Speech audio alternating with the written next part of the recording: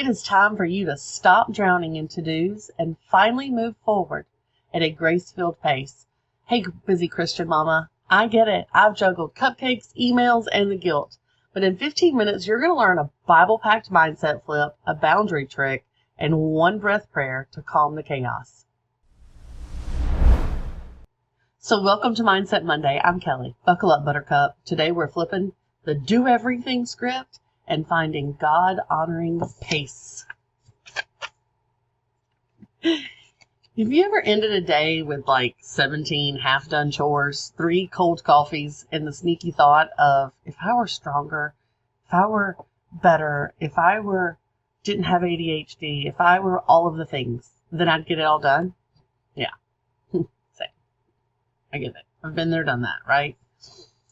The lie of I have to carry everything is detrimental to us, right? God calls you to carry what's yours, not the world's luggage. Boundaries aren't selfish. They're stewardship. I'm going to repeat that because I think it's super valuable and we should all know it and write it down. Boundaries are not selfish. They are stewardship. So let's ground this pace shift in some scripture as always. First stop, Luke 10:38 through 42. We've talked about this one before because I think it's so important for especially us women, right? We tend to be Marthas and we should be Marys, right?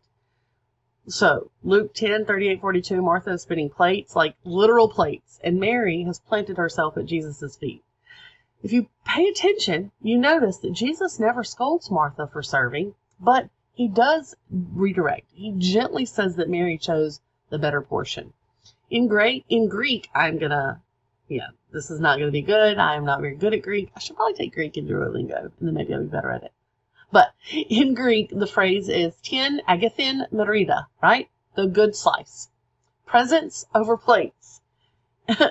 In other words, your worth is not measured in casseroles, carpool lanes, perfectly formatted spreadsheets, right? Jesus values attentive hearts more than completed chore charts. Second stop, Exodus 18, where Moses is holding a one-man court for an entire nation. Enter father-in-law Jethro with loving bluntness. What you are doing is not good. This job is too heavy for you. Delegate. Do you obey? Moses obeys. He appoints capable leaders, and the people go home satisfied and a lot sooner.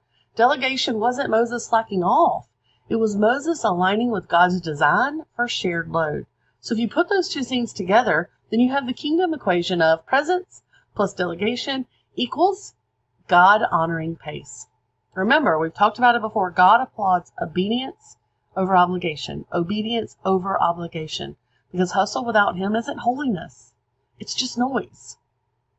I'll put that video up here if you missed that, where we talked about hustle does not equal holiness.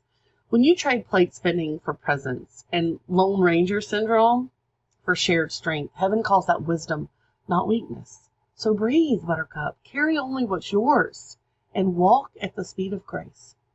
So I'm going to tell you a little story about me. I had gone to a conference. Actually, I hosted the whole conference. I put the whole thing on, and I was in a hotel room with my business partner and my online bestie. And we had just ended this 3-day event where I had run ragged. I was exhausted. I had been exhausted for a while. I felt like I was doing everything myself. And I felt like she was just reaping the benefits. And I had this massive meltdown because I could only see what I was doing. And I was running ragged. I didn't see, I was carrying everybody's things. Instead of walking at the speed of grace, I thought I needed to do everything in my time, on my timeline, my way. And there was this just tearful, just word vomit meltdown. And I had to pray. I had to pray for forgiveness from God and from my friend. I had to rest and relax and understand that ministry is in the margins. It's not in the hustle. So we can all get there. We just take a minute. So how do you turn your insight, this new insight, into action? We're going to add more action, right? No, we're going to lighten it around. 3 tools, 3 pauses. So grab a pen, thumbs up the screen so that you can rewind it later. And let's go. Tool number 1, the mirror mantra. We talk about the mirror all the time, standing in front of it, looking at ourselves and saying out loud something. This one, obedience over obligation. Obedience over obligation. Obedience to the Lord over obligation to your to-do list, right? I want you to let those words set the speed limit for your day. I want you to pause. I want you to count. I want you to say it over and over. Tool number 2, that sticky note. I love sticky notes. I have sticky notes everywhere. Right, Luke 10:42. Only one thing is necessary. On a bright Post-it.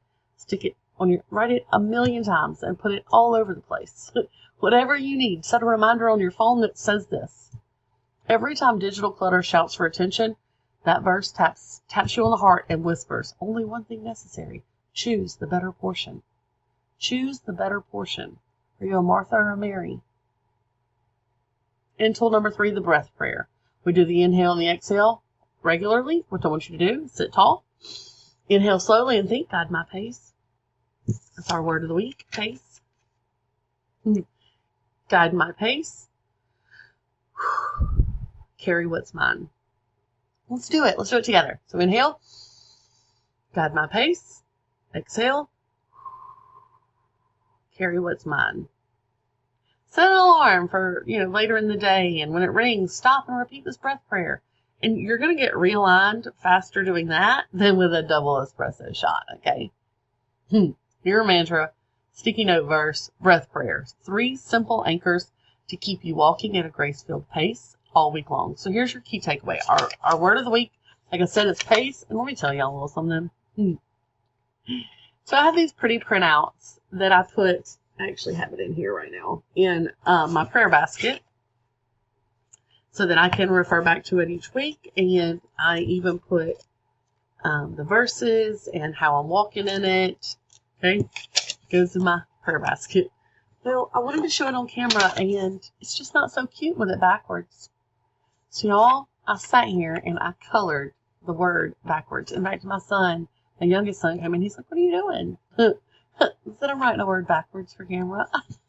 It's crazy, right? Okay, so our word is pace. So today I want you to challenge your pace. I want you to slash one task off of your to-do list that God did not assign to you. And I would love for you to tell me which one in the comments. If you could do that. So, like, subscribe, and share this with another Martha that's on overdrive. Until next time, go outside, breathe that gorgeous air, and remember, you are not broken. You are becoming. Bye. Hey, beautiful Buttercup. Quick little PS here. Maybe you just found my channel. Or maybe you've sampled an episode and thought, where do I even begin? Well, you're in the right spot. I built a Start Here playlist just for you. 4 short videos that lay the foundation of this garden that we're growing in. Video 1, Buckle Up Buttercup. This garden is for you. Think of it as the welcome gate. You'll meet me, Kelly, and you'll hear the heartbeat behind our Buttercup metaphor and a peek at our weekly video rhythm from Mindset Monday, Tool Times Tuesday, Wisdom Wednesday, Threshold Thursday, and Flourish Friday. Video 2, what is the Buttercup Garden and how to grow with us? We dig deeper into why buttercups thrive in hard soil, just like women of faith in tough seasons. You'll learn how to comment, how to connect, and how to pick a playlist that matches your current soil.